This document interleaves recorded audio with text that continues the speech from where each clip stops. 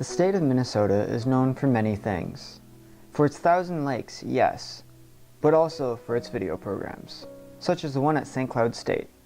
But students don't just start learning about video production in post-secondary education.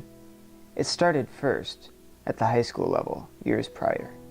Well, students' involvement doing things with technology and audiovisual goes back to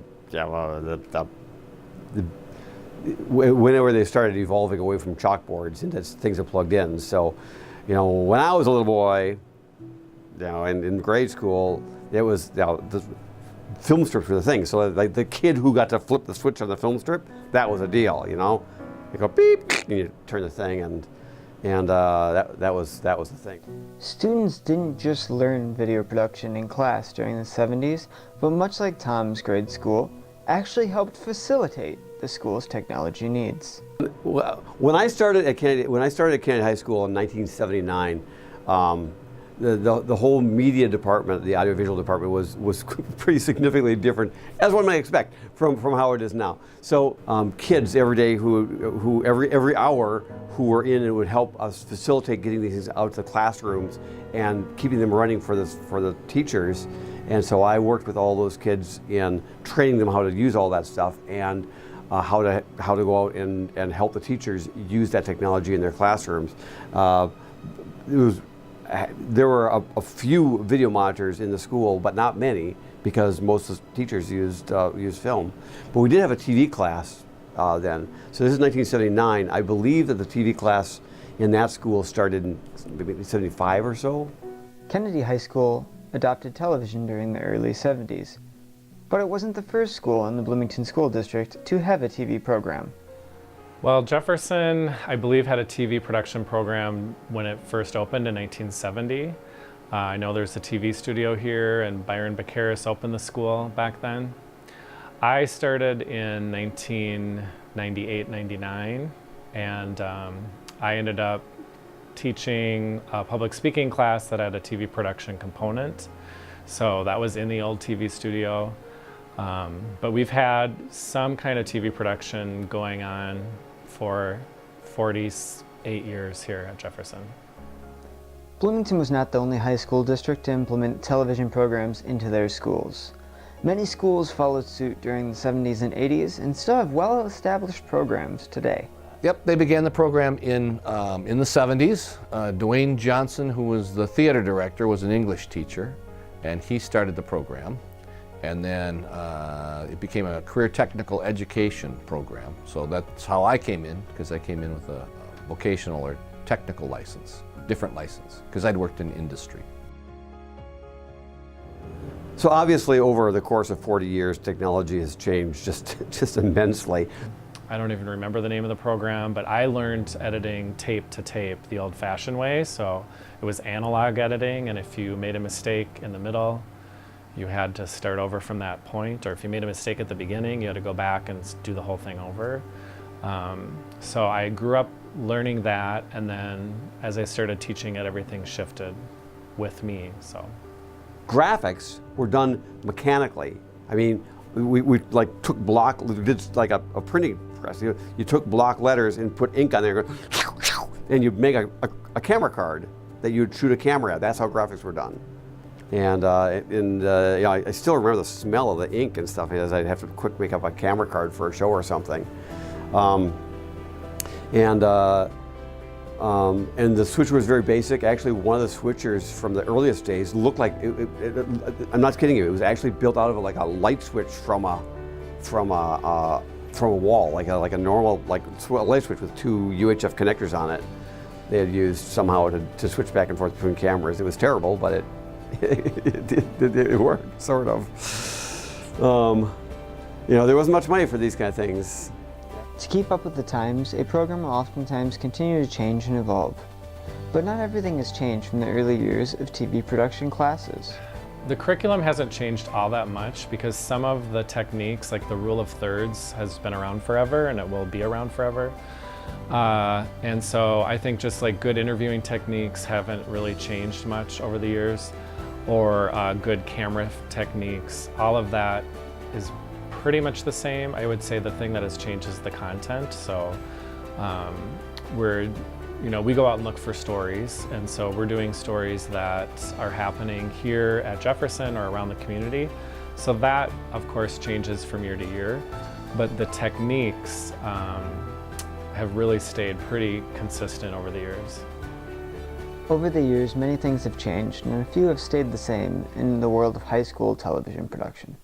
Some of these changes, such as technology, has made life a lot easier. Some have made things harder. Well, just specifically here at Jefferson, it's harder now to run an elective class than it was in the past, and that mostly is because of our scheduling. We switched from a 6-period day, or from a 4-period day to a 6-period day. And so when you switch from 4 to 6, students have fewer options, which means you're competing for students. And so it's been a little bit of a struggle to maintain my enrollment for the course of a whole year. I'm kind of starting at ground zero, which I normally don't. Usually I have kids either take public speaking or TV production first, so they have a little bit of experience, and then they move on to the advanced class. But because of the enrollment issue, I've kind of just started with everyone new, and a few kids have been in class before. So that's been a struggle just here locally. Requirements have gone up in school, so students are taking more required courses they have to take. So that's affected electives across the board. They just don't have the choices. Their schedules really don't open up here, at least, until junior year. And then some senior students don't take a full load of electives, So the number of kids that can take it is cut back by that, And it's a year-long course. I mean, it's kind of an intense thing, It's not just a semester. So maybe that has an impact, Electives, you get a pick. English 2, you don't get to pick. You're taking it, so. So that makes a difference. New requirements in schools and enrollment drop is not the only thing high school TV programs have been facing. Well, the biggest thing in any elective area is equipment, trying to keep things up, trying to get supplies. Budgets are tight. Budgets have been tight for a long time. So that's always a constant battle of, how do you keep things up? How do you upgrade? Because my items are big ticket items, English department needs a set of books. That's a little bit less than a new camera, switcher, audio board, So that takes a while, to try to get stuff. Funding is always a challenge. Trying to replace or update equipment is not easy to do, especially if you don't have a budget, which I don't. So we've kind of relied on the district level budget to come down and help us with replacement.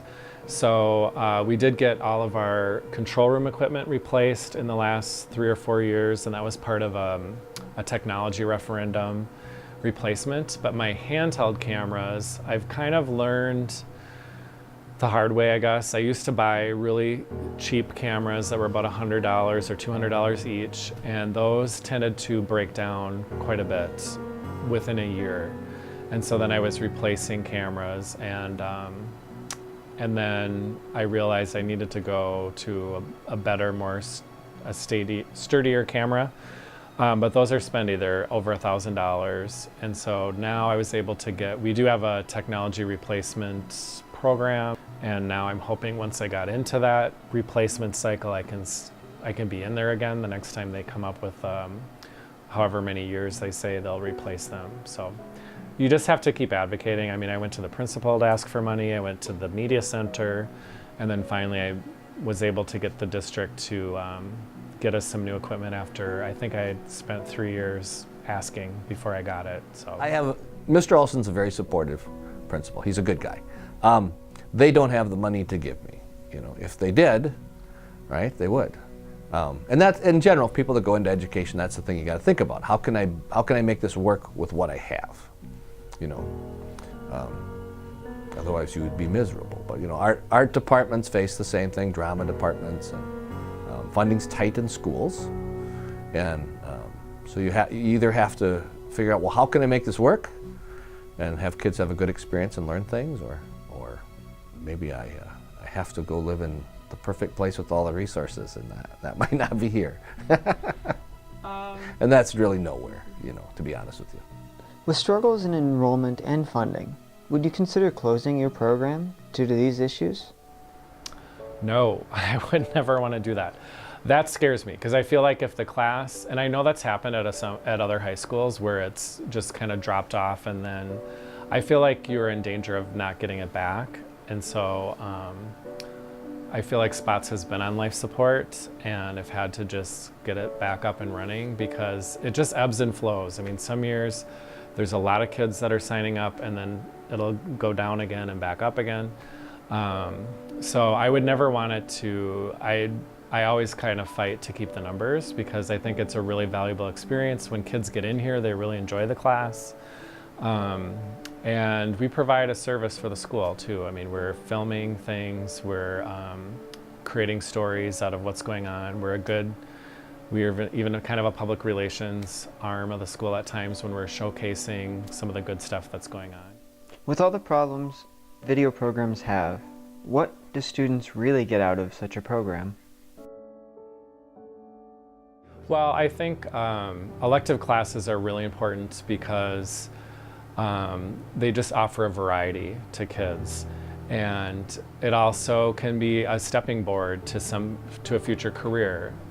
We've had kids in my TV class or my Jaguar Spots class that have gone on to become news anchors, or they've become production, or they've become assistant producers. Sorry, so I've had kids that have gone on to be anchors and producers, or just doing their own video editing.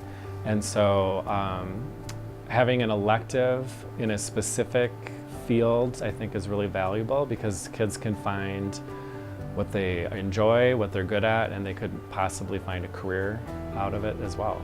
That's TV and film are awesome, fun, cool jobs, but there's not a million of them in your little local town. The restaurant business is the second or third biggest employer in Rochester, so hospitality industry. I think the broadcast news area and maybe video production, there's a lot of competition and there's not a lot of jobs. But when you're doing video and TV production, it's a communication skill and you need that no matter what you're going to do. So just being able to get in front of a camera or behind a camera and send out a message and put together a message, I think, is an important skill that would be valuable no matter what kind of job you have. Everyone has to communicate. You can't not communicate. And so I think it's valuable no matter what career you go into. You learn to work in a team. You learn how to complete something, meet a deadline, how to get along with people in a stressful environment, in a production environment. There's pressures. So all that. I think leadership. I think the kids that if you're a director or you're an announcer, or you're one of the key roles, you really develop some leadership skills, and those stay with you your whole life.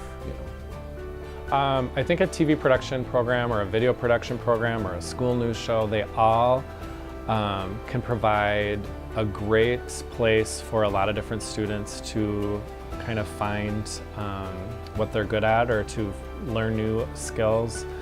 It can attract all different kinds of kids. I think kids that want to be in front of the camera, kids that are public speakers and want to perform can excel in this class, but also kids who would rather be behind the scenes and are more tech savvy and they're more into how the camera works and how to edit.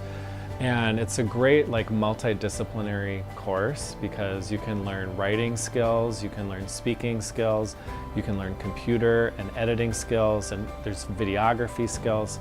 So I feel like it's kind of something for anyone and everyone, and it adds value to the school because it's a place where sometimes kids maybe can feel they belong and they don't feel like they can fit into other classes or clubs. And like I said, it can showcase activities in the school by putting them up onto the TV, and people can get to know more about what everyone's doing here. And so having this TV class can help shine a spotlight on some of those and help bring your school together as a community because everyone's watching and everyone can be a part of what you're doing on a weekly basis.